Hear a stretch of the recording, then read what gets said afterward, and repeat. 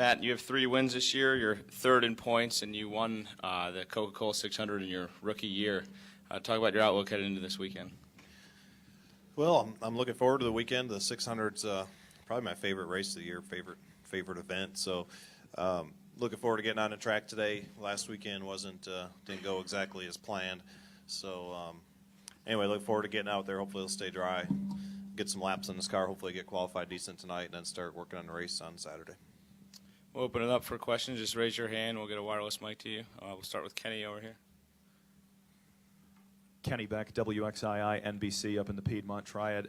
Matt, could you talk about a 600-mile race, whether it's more grueling physically? Obviously, the weather this weekend, it's not going to be one of the hotter 600s, or grueling emotionally. I mean, you're on lap like 290, and you're like, oh, my God, we still have another 100 and some odd to go. Maybe mentally. I hope not emotionally. If it's draining emotionally, means got something going wrong probably. But, a little bit of both. Like you say about the weather, so I actually looked at the weather yesterday, and I saw it was supposed to be fairly cool on Sunday. And I was pretty excited about that. When the race starts and it's 90 degrees and, you're solid sweat 100 miles in, it's going to be a long 600 miles, and you really got to work hard to stay hydrated and cool and ready for that. So I'd say it's a pretty good combination of both. I mean, I think that it's easier to be, mentally weak when you're getting tired physically, or you've been sitting there a long time and you're hot, and you start thinking about other things other than focusing on the race. So I think it's probably equal, probably 50-50. Go to Doug and then Marty. Doug Rice, PRN. Matt, it's Memorial Day weekend, and there always has seemed to be a very strong allegiance between the NASCAR community and the military of the nation. Can you sort of speak to that a little bit, and why you think there is this great affinity between those two? Well, I don't know if I can compare it to, other sports necessarily. I mean, certainly there has always been that connection. You've seen several military sponsorships. You see a lot of the military members that are race fans, that come out and see us race. And I mean, from our side, I think it's pretty easy and pretty obvious. I mean, without the military and without all the people and all the sacrifices they make and all the things they do, we wouldn't have the freedom to be able to go out here and race, each and every weekend, in front of them. So, so I think it's a good weekend to try to show your appreciation for the military and all the people and the sacrifices they make. Although you should do it every day, but certainly this weekend I think is always good for that. Marty. Marty Smith, ESPN. Hi, Matt. Hi, Marty. Like your shirt. I'm fantastic. How are you, buddy? How would you describe Jimmy Johnson's career? How would I describe his career? Do we have that much time? I mean, I wasn't really there in the beginning of it. When he started all the stuff in California, I don't really know a lot about that, his off-road background and all that. Certainly, first I heard of him was when he started running ASA, and then ran nationwide series against him there a little bit. But obviously, when he moved to Hendrick Motorsports and got hooked up with Chad Canales, I mean, that was the start of his dominance. So people can say whatever they want about him, but I don't know how you can't say he's not the best ever. I mean, you look at what he's done with Chad since they've been over here, and nobody's ever put up numbers like that. Nobody's ever won 5 championships in a row and probably never will. I mean, they're amazing. It's kind of cool to be part of that, because I think someday you look back at history and be like, oh yeah, we raced against them. But another way it kind of stinks, because you get beat so many times, So man, I just don't know. I don't know how anybody can argue and say he's not. Them guys aren't the best of all time. Alan. Alan Cavana, NASCAR.com. We've seen you run up front and get wins just about every track this season. In the All-Star race, we didn't see that much of your car up front. What do you want to work on today, and are you confident for the 600?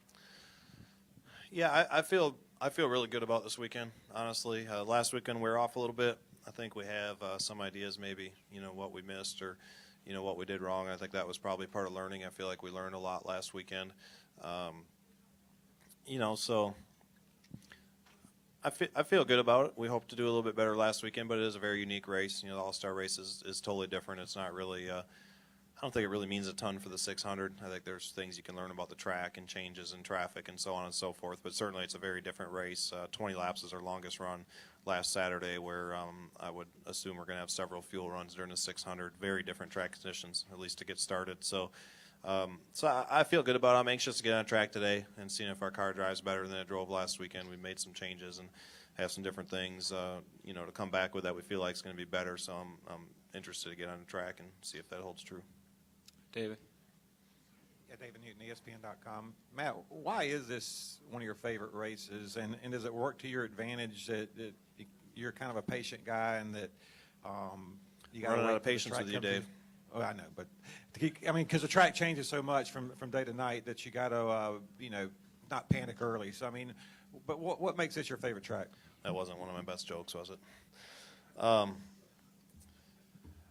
I don't know. The 600's always been unique. We have our first win here, so maybe that's part of it. This is the first track I ever made. I made my first nationwide start of this track. I have more miles here than any other track, on the circuit. So you only race here. You only race a 600-mile race once a year, Memorial Day weekend. Just a lot of different things. The track goes through huge changes. Typically it's very different in the beginning of the race when the sun is still out. It's usually hot and slick, and then the end of the race, after 4 hours of racing or 4.5 hours of racing, the track is as fast as it's ever going to be, and everybody picks up a second, and then it's on. It's like you wait 4.5 hours to run a trophy dash. So it's just a fun event. A lot goes on. You got to pay attention for a long time, really keep up with the track and your adjustments, and just one that I look forward to. Look forward to the challenge. David Carville on NASCAR.com. Matt, if it's much cooler here at the start of the race than usual, does that mitigate how much the car changes as we go from day to night? Yeah, I think it will a little bit.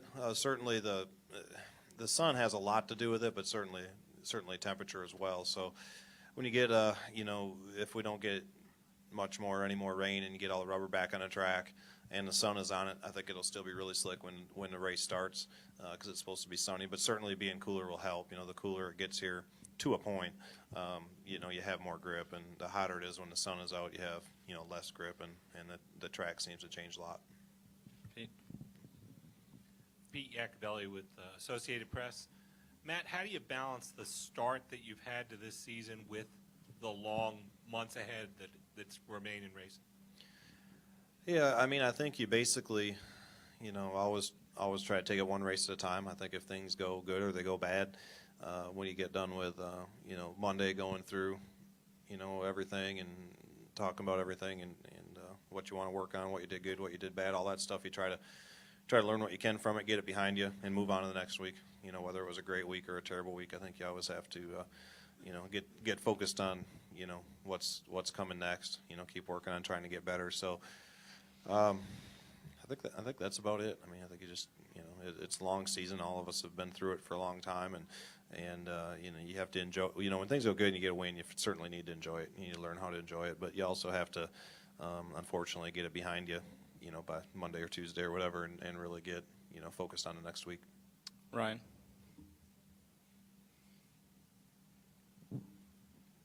Hey, Matt. Ryan McGee, ESPN, over here. Hey. We always ask about title contenders and chase and all that stuff, and a lot of drivers and teams like to say, wait till we get to the end of May. We're there now. Is this the time of year where you kind of know what you have versus which maybe you thought you had a month ago or a month from now? I think it constantly changes. I think the other teams are always getting better, and you got to make sure you continue to get better, along with them. Now, certainly, you kind of, you get to the Easter break and you have a few races, and you can kind of look at through all the different tracks and kind of feel, kind of get a feel for where you're at compared to the competition. And certainly, I think the All-Star break's another chance for that. And then we only have one other, one last off weekend in July, to kind of get a snapshot of that. So, it's still a long ways from the chase or trying to run for a championship. You feel good about where we're at today, but there's still a lot of racing to do. I think we've done a lot of things really, really good this first 11 races, but I also think there's room for improvement, and room for us to grow as a team, me to grow as a driver, to continue to try to get better. Go to Brian. Brian Nelson, Motor Racing Network. Matt, your record at Dover is pretty awesome.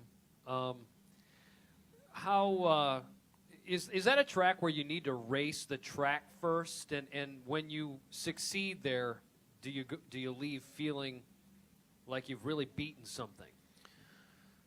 Well, typically this is, probably two of my favorite weeks of the whole season. Running the 600 and then going to Dover. This has usually been my favorite event or favorite race, and Dover's always been my favorite track. So those are two tracks, 2 weeks, 3 weeks really in racing. And even if you go back to Darlington, good month.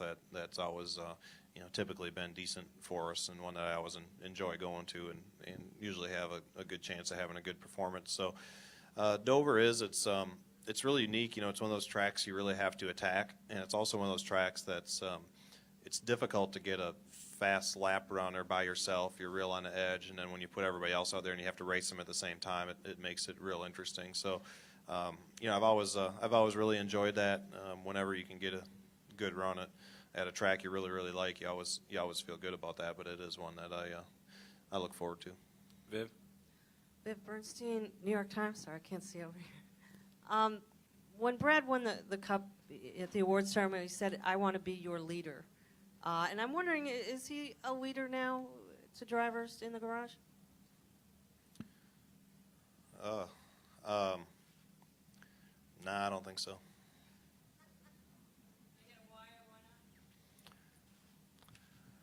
I don't know. I mean, if he's called any meetings to order, I wasn't invited to him, so I don't know. I don't know exactly what that all means. Brad is very, obviously, is very opinionated, and he has definitely his own ideas. I'm sure some of his ideas are shared by some, not shared by all necessarily.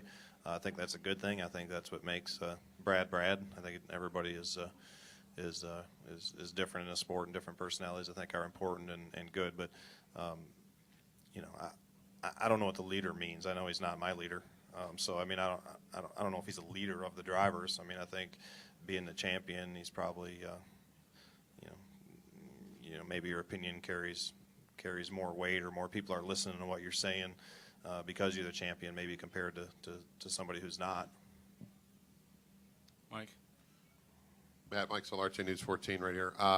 400 laps, 600 miles. You've won this race. You know what it takes to get to victory lane, but how thin is the margin of error in this race, because it is such a long race, and and on the flip side of that, just exactly how difficult is it to win this race because it is so long and so demanding? Well, they're all really hard to win. I haven't been to one that's been easy, so they're all hard. Certainly that extra 100 miles adds a different dynamic to the race. It depends how your car is driving. It depends what the weather conditions are. But to me, especially, you probably are assuming there's going to be some long green flag runs. So it's always a challenge to get your car good enough in the beginning of the race to stay in the lead lap and to stay in a decent position up front somewhere, and still have your car where it needs to be at the end of the race to try to challenge for a win.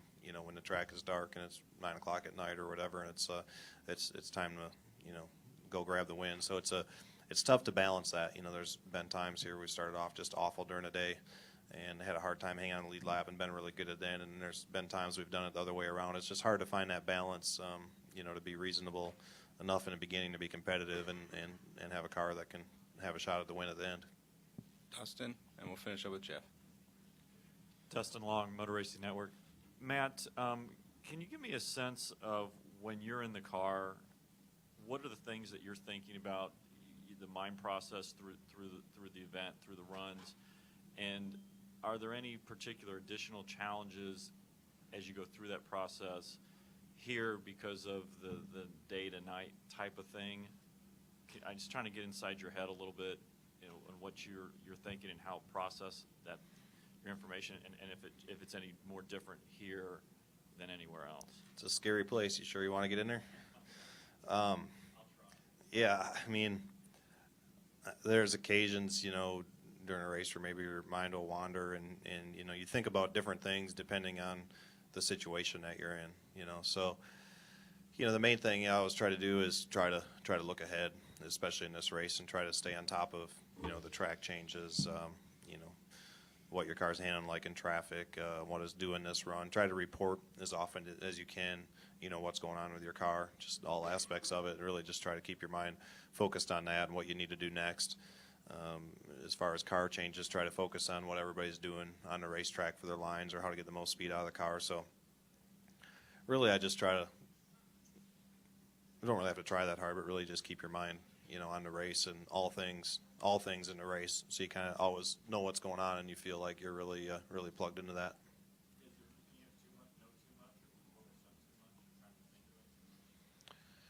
Well, there's been times that I've been told that maybe I worry about more than I should necessarily, but I just like to always know what's going on. I like information. I always have, and I just like knowing pretty much everything that's going on in the race. Maybe not everything, but I like knowing.